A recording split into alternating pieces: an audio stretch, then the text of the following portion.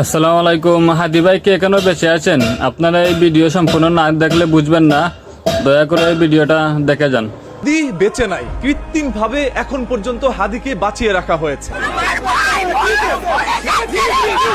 হাদি ততক্ষণ বেঁচে থাকবে যতক্ষণ পর্যন্ত রাজনৈতিক দলগুলোর ফায়দা লুটে নেওয়া না হবে। হাদির উপর যেটা হয়েছে না, এটা আরো হইতে থাকবে। যতদিন এই বুইরা মাদার জেনারেশনটা থাকবে, হবে না ভাইরাস মুক্ত। আগে এইগুলার সাঁটার। গতকাল হাদি যখন হসপিটালে ভর্তি ছিল তখন ওইখানে গিয়েছিল মির্জা আব্বাস তাকে দেখার জন্য। আশপাশ থেকে প্রত্যেকটি মানুষ তার দিকে ভুয়া ভুয়া বলে চিৎকার করতে থাকে, ভুয়া ভুয়া স্লোগান দিচ্ছেন। এক পর্যায়ে তাকে অপমান করে ওইখান থেকে বের করে দেওয়া হয়।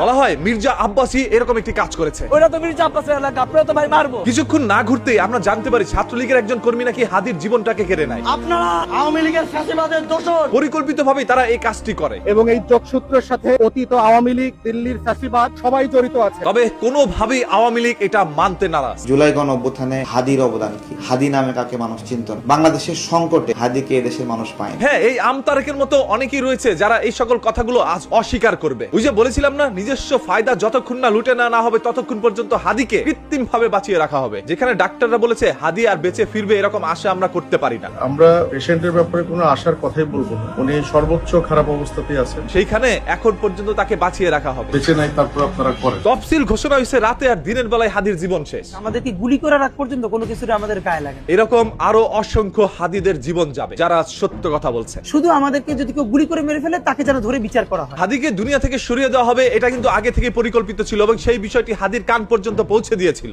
ভাইকে বারবার নিষেধ করছে, আপনার লাইফের উপর রিস্ক আছে। এরপরও এই হাদি বলেছিল, আমি যে জায়গায় যাবো 50 জন আমার লাগে আইবো, তোর কেউ লাগবো না। আমার ভাই এত সাহসী, আমার ভাইয়ের জানের মায়া নাই। হ্যাঁ, হাদি কাউকে ভয় পেত না। হাদি নিজের জীবন নিয়ে পরোয়া করতো না। আপনি যদি আজকে আমাকে, জাবেরকে, আমাদের টিমকে মেরে ফেলেন এবং তার যদি বিচার করতে না পারেন, তাহলে নতুন কেউ জন্মাবে না। শুধু এই জন্য তার বিচার করে ফেলতে হবে, আর কিছু স্পেশাল সিকিউরিটি লাগবে না। এরকম একজন সংগ্রামী এবং সাহসী লোককে আজ বাঙালি হারাতে যাচ্ছে। এই গুলিটা আসলে ওসমান হাদির মাথায় লাগে, এই গুলিটা লাগছে বাংলাদেশের সিস্টেমের মাথায়। আর বাংলাদেশে এখন সিস্টেম বলতে কিচ্ছু নাই। যে যেভাবে পারবে, যার যে ক্ষমতা আছে সেটা ব্যবহার করে লুটে পুটে খাবে। এইটাই হচ্ছে বাংলাদেশের এখন সিস্টেম। আপনারা কি জানেন হাদির বর্তমানে যে অবস্থা, মাত্র 5% তার সুযোগ বা সম্ভাবনা আছে ফিরে আসার। হাদির মাথার খুলি কেটে পাশে রাখা হয়েছে। আসলে হাদির শারীরিক অবস্থা খুবই খারাপ। হাদি হয়তোবা বেঁচে নেই, রক্তক্ষরণে তার মৃত্যু হতে পারে। তবে কেন এখন পর্যন্ত তাকে বাঁচিয়ে রাখা হচ্ছে? অন্যদিকে বেগম খালেদা জিয়ার কাছ থেকে হাদির দোয়া নেওয়ার স্বপ্ন ছিল, যার কারণে আজ একই হসপিটালে দুইজনকে রাখা হয়েছে। সে যদি সার্ভাইভ করে, সেটাও তো আসলে তার লাইফটা কিভাবে যাবে আমরা জানি, কারণ জুলাই যোদ্ধাদের আসলে লাইফ কিভাবে যায় তাদের সাথে যাদের যোগাযোগ আছে তারা জানে। দেখেন, যেহেতু রাজনৈতিক মাঠ এবং সামনে আসছে নির্বাচন, সেহেতু নির্বাচনকে কেন্দ্র করে এরকম অনেক হাদির জীবন যাবে। পরিকল্পিত আক্রমণ, এবং এটা আমাদের সবার উপরেই আক্রমণ। হাদি